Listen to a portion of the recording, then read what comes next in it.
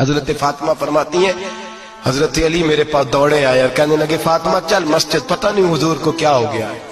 हुजूर रो रो के बेहाल हो गए और हुजूर हुजरे में रो रहे और हिचकियों की आवाज मस्जिद में आ रही है।